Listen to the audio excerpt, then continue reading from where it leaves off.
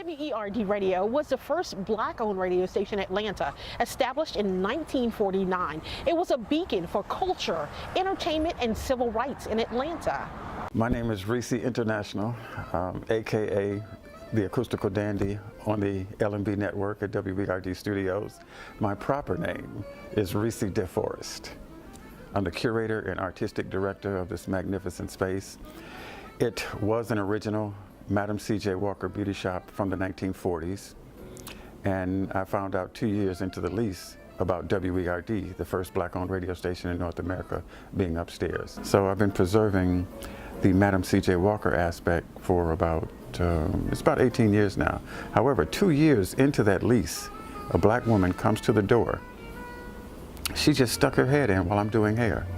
This is an existing beauty salon. And she said, Mr. Reese, did you know the first black-owned radio station in North America was upstairs and Dr. King's office was on the other side of that wall of records? W.E.R.D provided a platform for Dr. King. So imagine Dr. King coordinating his message of nonviolent and where to move or where to coordinate without mass radio. How do you get to the people, for one? So fortunately, W.E.R.D was in place.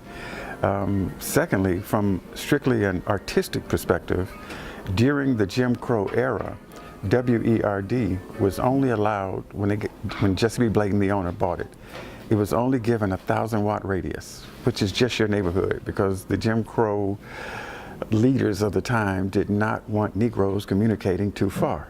It was only given a 1,000-watt radius. It was only allowed to operate from sunup to sundown because it did not want Negroes talking to one another after dark. W.E.R.D thrived in the face of that type of hypocrisy.